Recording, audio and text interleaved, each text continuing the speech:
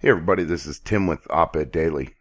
So I never did a video over the 18-year-old that was shot in St. Louis that sparked some outrage, sparked some arrests, and also tear gassing of citizens in the St. Louis area. I never did a video over it because it seemed very cut and dry. The police stated that the man was robbing a house that they were, executing a search warrant on, and that this person ran from that house and then turned and aimed a weapon at the officers, who then shot and killed him. It seemed pretty legitimate at the time, but now information is coming out that directly contradicts everything that those officers said. And here we have yet again another lie from police officers when killing a very young, a teenage boy, and a black man. So let's get going and dig through this information here. So the 18-year-old St. Louis man, Mr. Ball-Bey, Mansur Ball-Bey, he died from a bullet that entered the middle of his back and lodged near his rib cage. And this is according to the chief medical examiner, who spoke about this on Friday. But the examiner, Mr. Michael Graham, Dr. Michael Graham, said that despite the bullet wound to the back, other physical evidence would have to be examined before conclusions could be drawn. Now, this is in direct contrast with something I'm going to read here in a moment, but let me get through these other things before I get to that, and I'll point it out when I get there. Now, of course, the chief of police, Sam Dodson, urges caution about the medical examiner's findings. Of course they want to urge caution. This goes directly against the official story. I mean, it is in direct contrast with everything that those officers have said. So Chief Dodson was quoted as saying, "We are still in the early stages of the investigation, and the new facts by themselves do not paint a complete picture. I'm sorry, Mr. Dodson, but that is incorrect. When a man is killed by one bullet, and that one bullet enters his back and rests in the front of his rib cage, and that is the kill shot. And based on what the medical examiner is about to say, what I'm going to go over, it paints a very clear picture about what those officers did. Those officers murdered that boy, and that boy was running away from those officers. Now, the autopsy raises a question regarding the police account, and this is according to the New York Times. No shit. Now, here it is. This is what I was talking about earlier that I was going to get into later. And this is a direct quote from the New York Times. Dr. Graham said he would have expected the teenager to have been, quote, incapacitated immediately, end quote, by the fatal gunshot.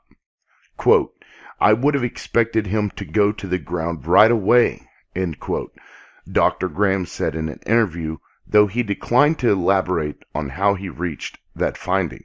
Okay, so here you have a medical examiner saying that gunshot, that one shot into his back and resting at his chest, would have incapacitated an individual immediately, and would have expected that person to go to the ground right away, which means that it was a heart shot. It is most likely that from that wording, that bullet entered that boy's heart and blew that kid's heart up. Because if it was a lung shot, he still could have run. If it was a shot to his aorta, he still could have run. But if it was a shot to his heart, bam, immediately he would have been done. That would have been it. But most all of the other organs can be punctured, even your gut, and you can still function for some time. Because the claim is that, from the police officer standpoint, that they shot him, he continued to run, and then later fell. But this is in direct contrast to that. Now, as far as the shot to the back, according to Chief Dodson, he said there were circumstances in which that could happen in a justifiable homicide, though he stressed he was not making any conclusions about the shooting. Oh no, of course not. And then he goes on to say, the questions have to be answered are, where was the subject standing? Where were the officers standing? Were they running? Were they stopped? What was the angle? One, I don't think the angle matters much here. Supreme Court has already ruled that they can't shoot fleeing suspects unless there is a great danger, not just a perceived danger, an actual danger to the public or to the officer. That's the only time they can shoot a fleeing suspect, okay? And when they do shoot a fleeing suspect without those, they seem to always be able to get away with it. But hopefully here with that medical examiner's report, that's not going to happen. Because we're seeing a lot of police being thrown under the bus, because I'm sure these police departments and these police chiefs are getting sick of having to deal with the politics behind when their officers go out of line and start killing people. And we're seeing a lot of officers having to deal with courts and being actually charged with murder. The guy, the two officers in Albuquerque that shot that homeless man, they're having to go to trial. There's several others that are in trial right now. So hopefully we're seeing a change in pace with this justice system. But let's get into something else real quick that's very important with what happened or what may have happened. So the initial police report said that the officers were carrying out a search warrant on the house, like I said earlier. This was late Wednesday morning. And they claimed that Mr. Ball-Bey and another man ran out the back door. Chief Dotson said he had seen evidence that the two hopped a fence behind the house and then ran down an alley. Plainclothes officers wearing bulletproof vests that said police were stationed at the back of the house. This is all according to the chief. And then they ordered Mr. Ball-Bey and the other person to stop and drop their guns. They said Mr. Ball-Bey then turned, pointed his gun at the cops, and then two of them opened fire. One officer fired 3 times and another fired once. And Mr. Ball-Bey was only struck once. He was only shot once. So Mr. Ball-Bey then dropped his gun and continued to run through a gangway and then collapsed in the 1200 block of Walton. So a couple of blocks down the street from the house, okay? They said they recovered 4 guns and crack cocaine at the scene and that they were searching for the other person that they described Friday as a 14-year-old boy. Okay, so you've got these 2 officers. All they know is that they see these kids running. They claim they came out of the back door, but that's not necessarily true, okay? And even if they did come out the back door, the immediate response for the police was to stop and then boom, just start shooting. And one of them is a 14-year-old boy. They described as a 14-year-old boy. So they know, just by looking at this kid, that he's 14 years old, yet they're still okay with shooting at him. Now, law firm representing Mr. Ball-Bey's family is giving a very different account of what happened. So Tanya Harris is a consultant with the Legal Solution Group. She said that witnesses they had interviewed said Mr. Ball-Bey wasn't even at the house the police raided. He was in a backyard 2 houses away with one other person. This is according to Ms. Harris. Mr. Ball-Bey's aunt lived in the house that was raided, according to Ms. Harris. And his cousin, Roderick Williams, was arrested there after the raid. The house that Mr. Ball-Bey was standing behind was vacant, and from there he couldn't have seen what was going on at his aunt's house, according to Ms. Harris. Now, she said that he did run.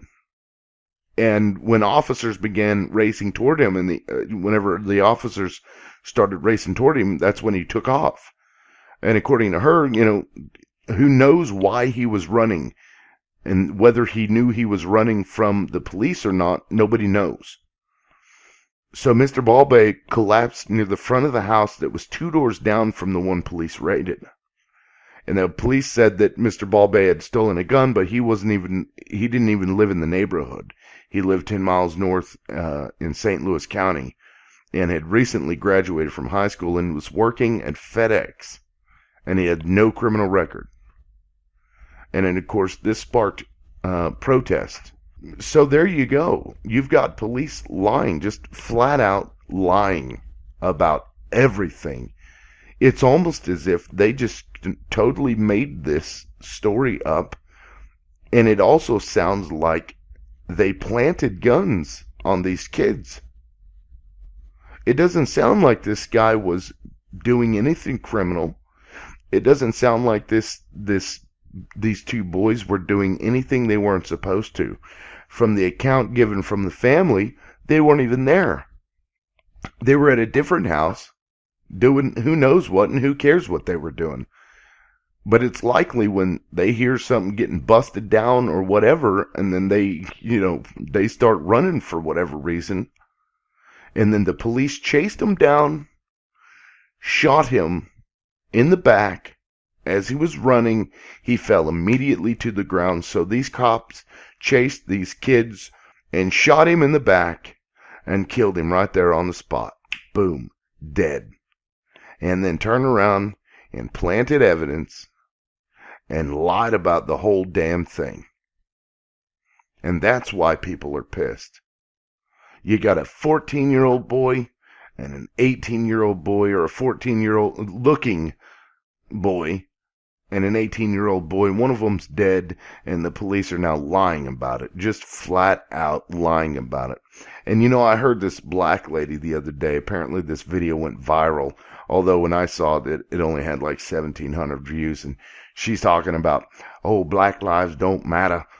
You're tearing your own shit up, and you're doing this, and police are out there to protect and serve, and the whole rhetoric crap that they keep spewing. And, she made some valid points, but she missed the whole purpose of the protests. And that is that police are abusing their authority on a daily basis. They are killing people that shouldn't be killed. They are doing things they shouldn't be doing. They are breaking the laws they are sworn to uphold.